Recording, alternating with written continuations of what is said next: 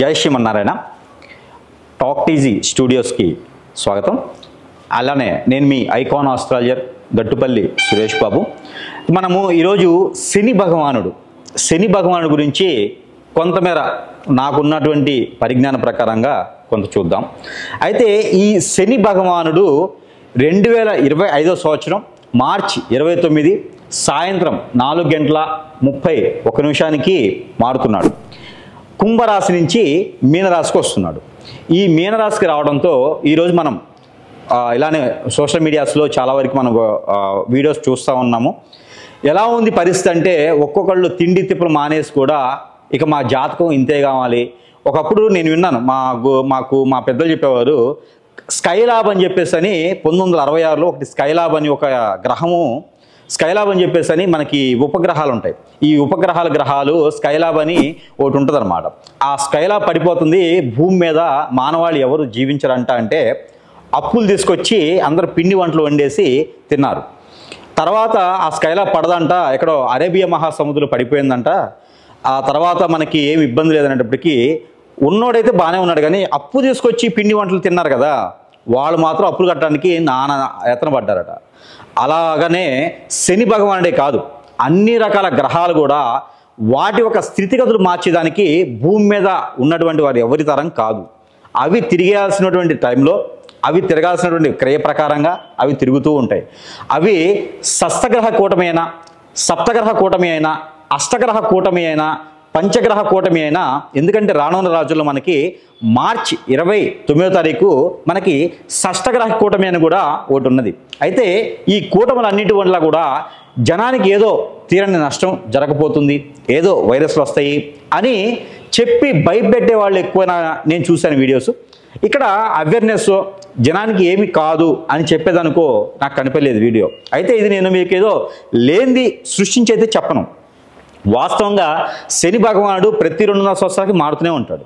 అలానే మనకి ఈ 2025లో అతిపెద్ద గ్రహాలు బుధ గ్రహం కావచ్చు, అతిపెద్ద గ్రహాల్లో గురువు కావచ్చు, రాహువు కేతువు కావచ్చు. రాహువు కేతువు కూడా 2 సంవత్సరాలకు ఒకసారి, అలానే గురువు 16 మాసాలకు ఒకసారి ఇలా మారుతూ ఉంటారు. అయితే ఈ యొక్క 2025లో ప్రత్యేకించి అన్ని గ్రహాలు మారడం అనేది జరుగుతూ ఉంది. మే 15 రాహువు కేతువులు మారుతున్నారు. మే 18 గురు గ్రహం కూడా మారడం జరుగుతుంది. దీనివల్లనే మనకి మార్చి 29 ఈ షష్టగ్రహ కూటమి అనేది రావడం జరుగుతోంది. ఈ షష్టగ్రహ కూటమి మీనరాశిలో వస్తుంది. దీనివలన ఈ ద్వాదశ రాశుల వారందరికి కూడా బాగానే ఉంటుంది. దీని మీద కోటీసులు అయ్యేది కానీ, దీని మీద కోల్పోయేది కానీ ఏమీ లేదు. కాకపోతే కొన్ని రకాల మీకు దశ అంతర్దశలు కూడా చూసుకోవాలి. పర్టికులర్గా ఈ ద్వాదశ రాశుల్ని ఎవరు ఫాలో అవుతున్నారో, ఎవరైతే ఉన్నారో వాళ్ళు గమనించుకోవాల్సింది, శని భగవానుడు మీనరాశికి రావడం వలన అష్టమ శని రావచ్చు, అర్ధాశ్మ శని రావచ్చు.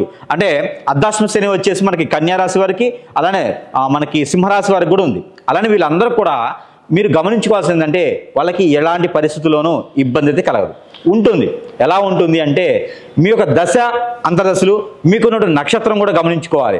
ఒక్కొక్క నక్షత్రం మీద 9 మాసాలు శని భగవానుడు ఉంటాడు. అలా అన్నప్పుడు మనకి మీనరాశి వాళ్ళకి ఎందుకు 2.5 సంవత్సరాల పాటు ఇబ్బంది ఉంటుందండి? మీకు 3 నక్షత్రాలు ఉంటాయి మీనరాశిలో. ఈ మీనరాశిలో 3 నక్షత్రాలు ఉంటున్నప్పుడు ఒక్కొక్క నక్షత్రం వాళ్ళకి 9 మాసాలే కదా మీకు ఇబ్బంది కలిగేది. అది కూడా ఎలాంటి ఇబ్బంది కలుగుతుంది అంటే, మీరు చేసేటువంటి పని పాజిటివ్గా అవ్వకుండా ఆలోచించి ఒక పనిని ఒకసారి కాకుండా 1, 2, 3 సార్లు చేస్తే పని అవుతుంది. అది కూడా ఎలాగా, ఒకసారి పని అయితే దానిలో ఏదైనా నష్టం ఉండొచ్చు. అదే కనుక మీరు ఓర్పుతో ఒక పనిని 3 సార్లు 4 సార్లు చేయండి, ఆ పనిలో ఉన్నటువంటి ఒడిదుడుకులు కావచ్చు, విఘ్నాలు కావచ్చు అన్నీ తొలగిపోయేసి అక్కడ ఉన్నటువంటి పరిస్థితుల ప్రకారంగా మీలో అవేర్నెస్ తీసుకొస్తుంది. అదే శని భగవానుడు. అంతేకాని మీకు శని భగవానుడు రావడం ద్వారా మీకేదో ఆరోగ్య సమస్యలు వస్తాయి, ఆర్థిక సమస్యలు వస్తాయి, మీరు అసలు మనుషులు ఉన్నా లేకున్నా ఒకటే అంట అనేది ఏమి ఉండదు. ఎందుకంటే మీ పక్కన ఉన్నటువంటి కుంభరాశిలో ఇప్పటివరకు శని భగవానుడు ఉన్నాడు.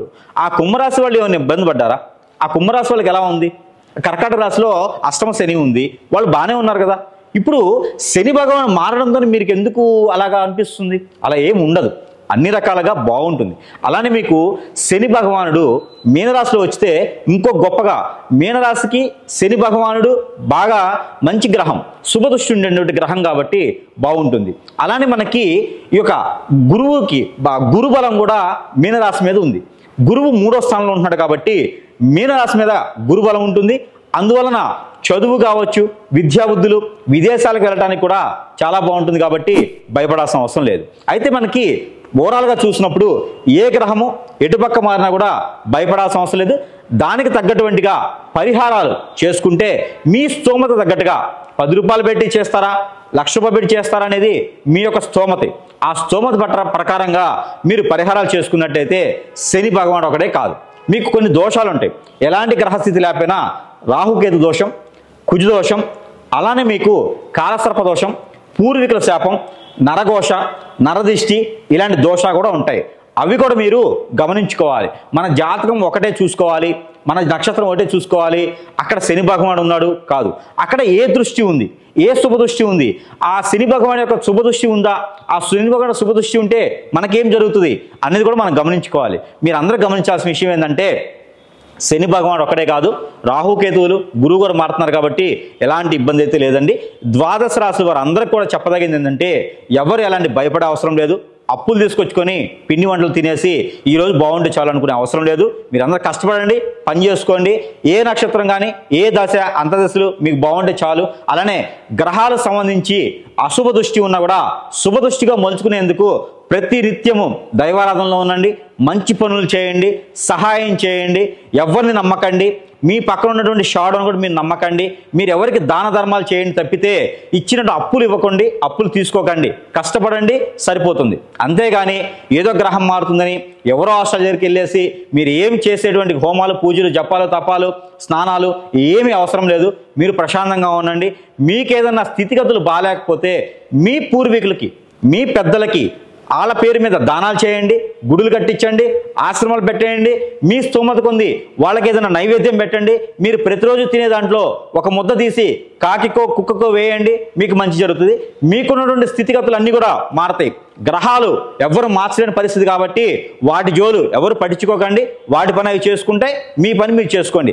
గ్రహాలే అవి పని చేసుకున్నప్పుడు మానవాళం మనం పని చేసుకోవడానికి తప్పేం లేదు కాబట్టి మన పని మనం చేసుకుంటే సరిపోతుంది. ఈ సందర్భంగా శని గ్రహం మారినా, అలానే బుధుడు, అలానే రాహుకేతువులు, గురువు ఈ 2020 సంవత్సరంలో ఏ గ్రహం ఎటు మారినా కూడా ఎలాంటి స్థితిగతులు మారవు. ఏ రాశి వారు కూడా ఇబ్బంది పడే అవసరం లేదు కాబట్టి మీరు మీ పని చేసుకుంటూ సుఖంగా ఉండండి, సంతోషంగా ఉండండి. ఆ ఒక దేవాది దేవుని యొక్క కృపా కటాక్ష వీక్షణాలు మీ అందరి మీద ఉండాలని నేను కోరుకుంటా ఉన్నాను. జై శ్రీమన్నారాయణ.